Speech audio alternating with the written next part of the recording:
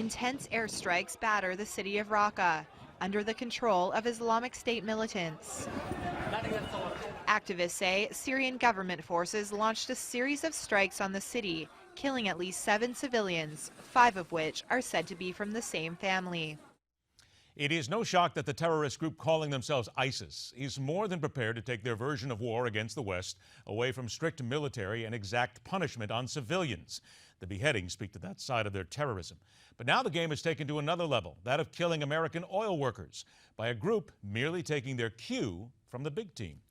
It's a pleasure to welcome back to MidPoint former CIA analyst Lisa Ruth with the weekly intelligence briefing. Always a pleasure to have you here. Thanks for having me. Have a nice Thanksgiving. I did, and Excellent. you? There you go. Very nice, very filling. Had to make sure now that the week has all begun, we put the holidays behind us and look ahead to the new one. Let's look ahead to what ISIS is doing, but not even ISIS this time. The killing of an American oil worker by a group that is not affiliated with but is taking their cue from ISIS. Is this what we've been fearing for a while? And that's going to be that here come the next groups and the next groups and the copycats, and it's going to spread like a cancer very quickly. Absolutely. ISIS really has changed the game. If you look at what they've done, the beheadings, crucifixions, which we're going to talk about, we talk about the airstrikes, there's a lot of groups out there now mimicking it. And if you look at Boko Haram in Nigeria, they're now taking territory, much like we had ISIS doing. They really have changed the game, and I fear that we're going to see more of the same, more groups trying to kidnap Americans.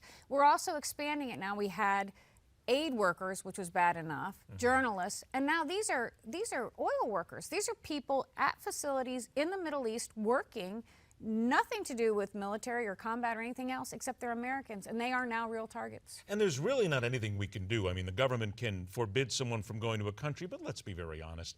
That didn't work in Cuba for a lot of years. It hasn't worked in a lot of other areas around the world. So isn't the American government pretty much helpless when it comes to protecting their own in many cases? Oh, absolutely. And as you say, we issue travel advisories. We issue travel warnings. But oil is in the Middle East, and there are big companies that really want to have a presence there. It's highly unlikely people are going to give up. We're just going to abandon the Middle East. We're going to say no more activity in the Middle East. And you have to remember, this was in Egypt, is the case that you're talking about here. You know, Egypt is a country we think of as not all that dangerous. What about Libya? You know, take that. What about Iraq? What about places that there's even less control? Those places are very volatile, and as you say, there's not a lot we can do about it. What does this tell us then, because this happened in Egypt by an offshoot group of ISIS, about that cockroach-like growth, if you will, of these others, and the fact that the local governments there in these different Middle Eastern cities and states and countries, they can't control it either, and they're not aware of what's going on under their nose. Right, absolutely. And this group was in the Sinai, which is kind of a no man's land too. Right. There's very little control there. And we are going to see more of this. I think you're exactly right. I think we're going to see groups who are suddenly aligned with ISIS, who are offshoots, and they see an opportunity to make a big splash on the international stage. This makes a big splash. Are we making a big enough splash right now with some of the attacks, because they've now shifted, the coalition is going to what is called the ISIS capital, if you will, that we're going after? Is that, there's a part of me that wants to say that's the right thing to do. There's a part of me that wants to say we're still just fooling ourselves if we think we're going to drive them out with these air attacks. The first thing is, Raqqa is, of course, their headquarters right now, today. But what we've seen is, if we bomb Raqqa, I think we're, as you said, fooling ourselves if we believe they're going to go, oh well, you bombed us our headquarters, we quit. No, they'll have another headquarters somewhere else. The other real irony with this is, in the morning, Assad's forces are doing airstrikes in Raqqa. In the evening, the United States is doing airstrikes. In between, what you're seeing is what we were just talking about. They had 5 crucifixions yesterday by ISIS in Raqqa, 3 beheadings yesterday. I spoke with a friend of mine who's with a refugee group in Syria. They're begging the international community for a no-fly zone over Raqqa because civilians, life there is awful. They're starving to death. There's constant airstrikes. They're begging for some relief here. So, you know, are we doing the right thing? I don't know. Is there anything we can do then? I mean, you're talking about a no-fly zone. That would seem to just fly in the face of what the strategy is in the first place. Absolutely. We're creating a humanitarian crisis. On the other hand, what cost war kind of thing. You know, this is, if we're going to go after them, there are going to be these kind of things. But it does raise an interesting point about whether we're working with Assad. And there's a lot of allegations that people in Syria believe we are. I'll tell you that. You think we are? I think we probably are. I think we probably are, one way or the other, no matter Yeah. how much we try to say that we're not. We have to. Okay, Yep. Stick around. Lisa Ruth returns after the break. We turn toward the homeland. Another chance to address whether there is a real security threat from terrorists crossing the border. We are hearing it again. The politicians will talk about it. We will as well. Stay with us. That happens right here on MidPoint, where we question everything.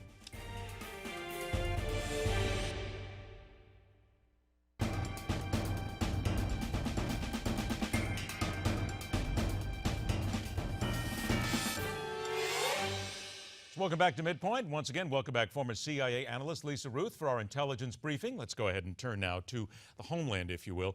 Tom Cotton.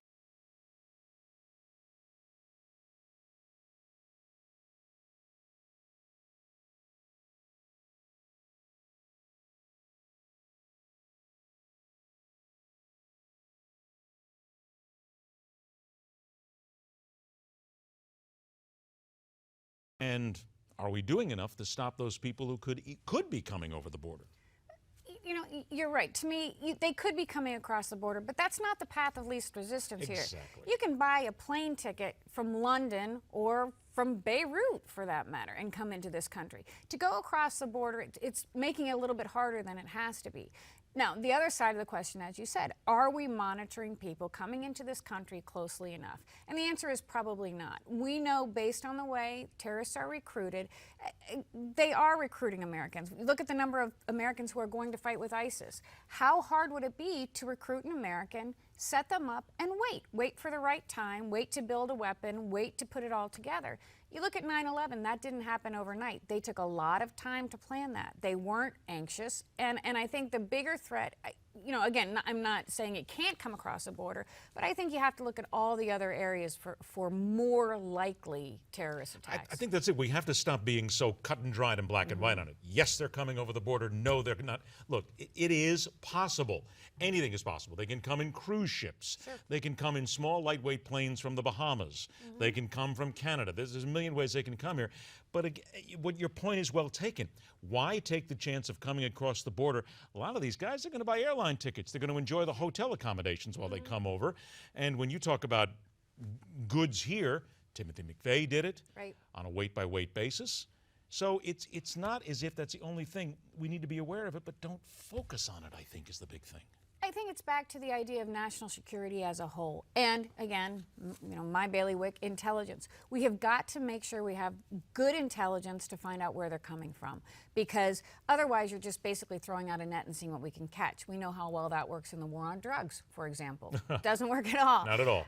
So you need the intelligence. You need to know where these people are coming from, where the threat is coming from, where they're focusing, and then cut off those access points, because there are millions of ways to get into this country. And we really can't or are not prepared to put up a wall around our country and say no more coming in. Not yet, but that might be coming soon. Got about 90 seconds to go here. OPEC, how does OPEC fit into everything here? I hate to go from United States back over here, but we said we'd talk about it as well. OPEC is suffering a little money crunch right now because the Americans are going a little energy independent. But there's a lot of oil changing hands in the Middle East, and some of it is illegal, and some of it's funding terrorism. Oh, absolutely. There's no question that we've got oil illegally funding terrorism. We've got oil being smuggled out, remember, from Syria through Turkey by ISIS.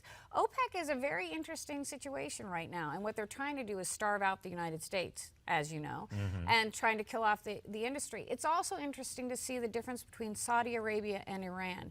By not cutting production, Saudi Arabia sort of threw down a gauntlet to Iran. Iran needs oil at $100 a barrel. Right now we're at 70. If they don't get that, Saudi Arabia says, don't worry about it, because they've got foreign reserves. But this will hurt Iran. This will hurt Iran very badly. And as you and I have discussed, we've got this proxy war going on in the Middle East right now between Iran and Saudi Arabia. This will make things very interesting in OPEC. And as you said, it's also the question of how much oil is continuing to go, oil money at least, from Saudi, for example, to Sunni terrorists, from Iran to Shia terrorists. We will never know what exactly is working in OPEC, because they all want to think, we do after years going, OPEC's our friend, they help us with energy. Yeah, friends like that, I don't need enemies sometimes because, as you said, they would love to drive us into the ground right away and have oil at $200 a barrel if they could. That's what they're doing. I don't because my mileage isn't getting any better. Always a pleasure to see you, Lisa. Thanks so much. We'll see you next week. Great to be here. All right. When we return, a governor who wanted an indictment in the Ferguson case, claiming a lot of what happened is due to misunderstandings. The Sunday Talkers start more than a few arguments. That's coming up because we always have to find out what they're saying on Sunday in the shows and a whole lot more. Stay with us. This is the program where every day we question everything. This is MidPoint.